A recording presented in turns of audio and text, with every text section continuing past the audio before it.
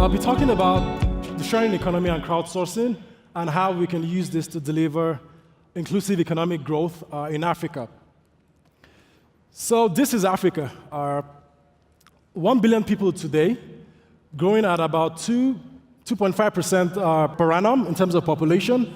In the next 13 years, by 2030, we will have about 1.7 billion people on this continent. That's an extra 700 million people. Now, what does that represent for us? Especially when we consider the fact that Africa also has the youngest population in the world. So roughly 25% of Africa's population today are young people between the ages of 18 and 24.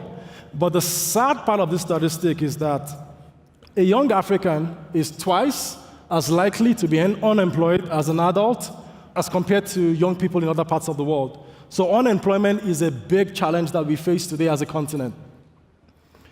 And there's a list of a couple grand challenges that I have here, and there's a ton of them. But power is one of the biggest challenges that we face today, for example. 600 million people across the continent still don't have access to electricity. In 2016, our economic growth rate as a continent was 1.4%. Now, if we continued at that rate for the next 50 years, we would only have doubled our GDP, which clearly is unacceptable. The size of our informal economy also is still a big challenge for us. So 70% of jobs today across the continent are still informal jobs. And what that essentially means, there's no social protection whatsoever, and there's no pension. So essentially, people have to work till they drop. Or when they stop working, then they go back to extreme poverty. Illiteracy also represents a huge challenge. Nearly 40% of adults are still illiterate. And of course, we know that when you are an illiterate, it means you don't have access to many opportunities. And then the one we're all very familiar with is the infrastructure deficit. The World Bank estimates that we need at least $100 billion every year to plug Africa's infrastructure gap for the foreseeable future. Now, the reality is we don't have this money. If you look at a country like Nigeria, for example, in 2016, the size of the CAPEX budget for new projects was just $5 billion. So we see here that we have a huge challenge in front of us.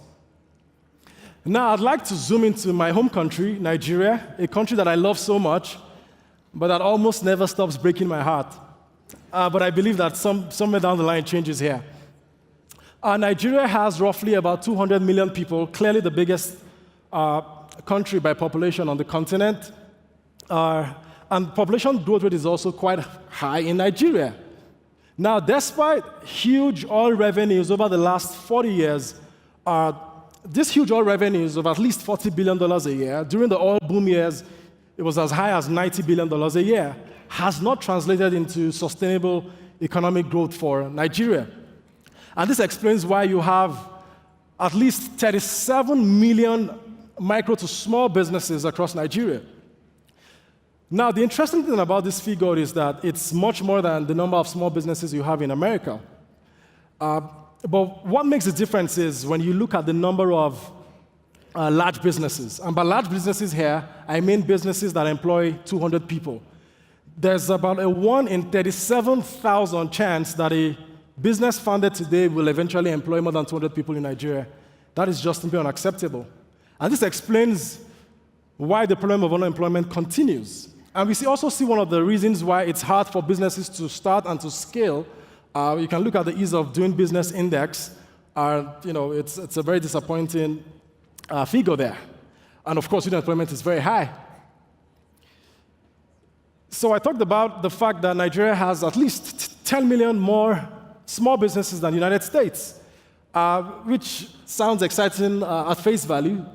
But when you dig deep, unemployment is still very high. There's little access to finance. Women and youth are still largely excluded.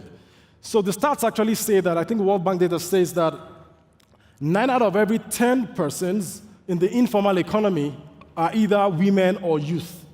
So there's also the huge problem of inclusive growth that Nigeria and most of sub-Saharan Africa has not been able to fix.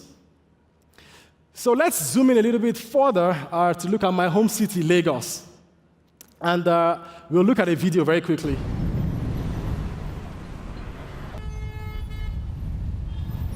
if you consider the nature of a herd of the Lagos, you take, for example, you want to take from Keja, local government to Victoria Island.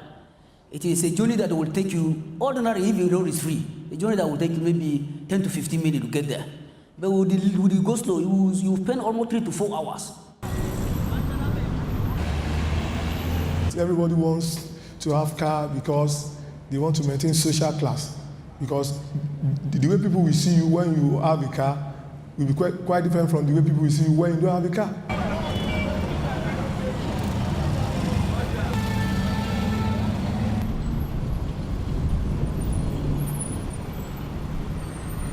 If you chase out these motorcyclists from Lagos State without an alternative jobs being created for them, without any alternative jobs, you are going to compound the social crisis in Nigeria. It's going to lead to increase in armed robbery. It's going to, many of our people who can barely even feed their families will find it very difficult to live. And there's no job, and there's nowhere. How can I feed my children? How can I feed myself? Am I to travel back to my village, and what do I do? All right. So we see that we have not only an unemployment crisis in Lagos, but we also have a mobility crisis. Today, Lagos has about 20 million people. The geographic size of Lagos is about 1,000 square kilometers. Now, if you contrast this with London, for example, London is about 1,500 square kilometers in size, which is about 50% bigger than Lagos in terms of geography. But London has just 8 million people. Now, Lagos is a smaller city by geography, but has about almost 3 times the size of the population of London. And what is even scarier is the fact that Lagos continues to grow, both in terms of people having kids, but also rural urban migration. So by 2030, Lagos would have about 37 million people. And 2050, we're looking at 50 million people on 1,000 square kilometers of land. What makes mobility even much harder is the fact that 70% of settlements in Lagos are informal. So that means that houses just spring up left, right, and center without any proper urban planning being done. So we actually have a serious mobility crisis on our hands that will eventually get worse if you don't do something about it right now. And one of the key challenges today is the fact that, with mobility, is the fact that only 2.75% of transportation is formal. So that means over 97% of transportation providers are informal. It's a highly fragmented industry. It's very poorly organized. Technology is not really being used. It's highly inefficient. But it's not all gloom and doom. We have a window of opportunity. And that opportunity is based on our smartphones and the mobile revolution that has been happening in Africa over the last couple of years. So between 2000 and 2017, the number of mobile connections on the continent has grown from literally 0 to about 1 billion. And the exciting thing also is that this huge number of phones that we have on the continent are now being replaced by smartphones. So in 2015, we had over 200 million smartphones on the continent. And over the next 3 years, this figure will literally triple, and we would have at least 700 million smartphone users. And this is very exciting because the smartphone gives us a huge amount of power that allows us to deliver resources and provide access to people in a way that we never could have done before. So next, I'm going to talk about how we are using the smartphone to deliver inclusive growth and to unlock the power of the sharing economy. Here's a big idea: mobile-based crowdsourced mobility. And there's 5 components to this. The first is crowdsourced asset finance. And what this simply means is, remember one of the big challenges that businesses face is finding access to capital. So how do we solve this? We realized that the crowd actually has more money than banks. So it makes sense for us to bypass banks, at least traditional banks, and go directly to the crowd and engage them and get them to finance projects that can scale to solve problems for us, in this case, mobility. So for drivers or riders who need access or who need to finance motorcycles so they can get on board our network, for example, but do not have the capital to do that, we can simply match them with someone in the crowd who's willing to finance them. And this way, we've been able to finance literally hundreds of motorcycles. The second thing, of course, is to create a mobile platform that connects demand with supply. Now, remember I talked about the challenge with informal settlements in Lagos. It's very hard to find addresses. But by using your smartphone, your GPS-enabled smartphone, the moment you place a request, either for a delivery or for transportation or whatever service you need, the rider, empowered by our mobile app on their smartphone, can navigate to wherever you are.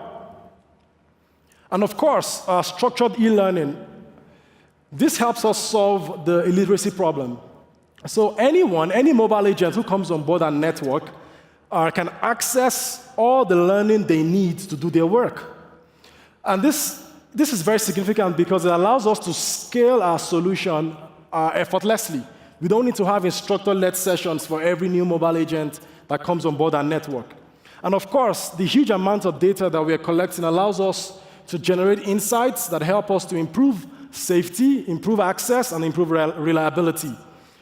And last but not least is the opportunity for us to use all this data to create economic identities for the unbanked, or people who literally have been disconnected from the formal financial system since they were born.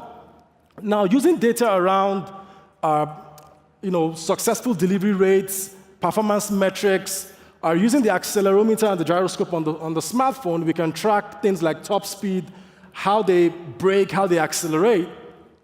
Putting all this information together, we can now begin to profile people and understand who's a good rider, who would make a good candidate to obtain bank loans, for example. And right there, we're using all this data to create economic identities for people that allows them to access a lot more resources in the formal financial system. So by using one platform, we can provide access to opportunities in at least 5 industries. So the same mobile agent using our platform, can work in the power industry. So for example, distribution companies in Nigeria are required to distribute power bills to households every month. The client that we're working with currently has about at least 600,000 customers across Lagos. So by plugging this distribution company into our network, we can create 600,000 opportunities to earn money for mobile delivery agents on our network. Beyond this, in the insurance industry as well, the same mobile agent can act as a field claims officer. And what that essentially means is when an incident happens and an insurance company needs someone to respond very quickly and go take pictures, for example, at an accident scene and capture some field data, the same mobile agent can do this. If it's transportation and someone needs to move from one part of the city to another, the same mobile agent has access to this opportunity. If it's banking, what's happened today is banks are learning that it makes a lot more sense to take services directly to their customers instead of waiting for them to come into banking halls. So for a couple of banks in Lagos right now, for example, our customers can order for credit cards and debit cards online. And the moment this is done, all we do is generate a request in real time for our mobile agents to go pick up the debit card and deliver to the customer at the last mile. And of course, for online retail, when people sell stuff online and stores sell stuff online, and they need to deliver as well, to their customers at the last mile, the same mobile agent can do this. This is very powerful for us because folks who had been disconnected from the formal system for so long and had absolutely no skills, using one single mobility platform can access opportunities in at least 5 industries. I'll be concluding my talk by talking about our experience with 2 approaches or 2 execution models, as we call them, in building our solution.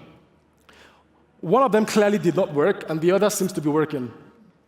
What didn't work, of course, is taking the copy-paste approach. So when we started out, we tried to transplant ideas from other parts of the world as is directly into Lagos and into other parts of Africa. But clearly, that didn't work.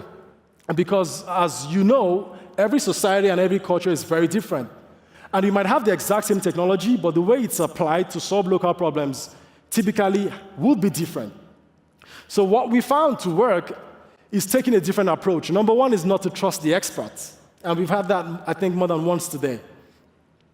It's so critical, and we found this to be very important, to really take time out to study the market, talk to people, walk the streets, understand their motivations, understand their culture, and rather than take a prescriptive approach to solving problems, we found out that it made more sense to co-create with them.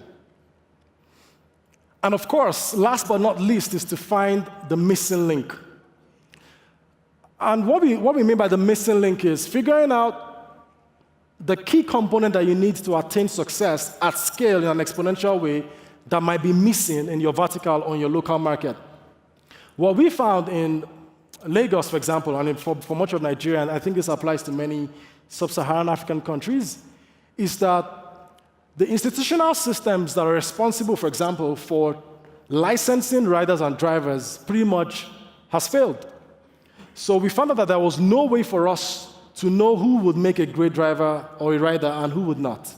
So we had to expand the scope of our work to go and build a system for actually screening, recruiting, and onboarding drivers. And it's a machine learning-based system that uses a set of questions and some data points to figure out who would make a great rider. So with that, I'd like to conclude by saying there's huge opportunity for us to leverage mobile in Africa today to solve some of our grand challenges, but it requires a process of understanding our markets in detail and going through a process of co-creation. Thank you very much for listening.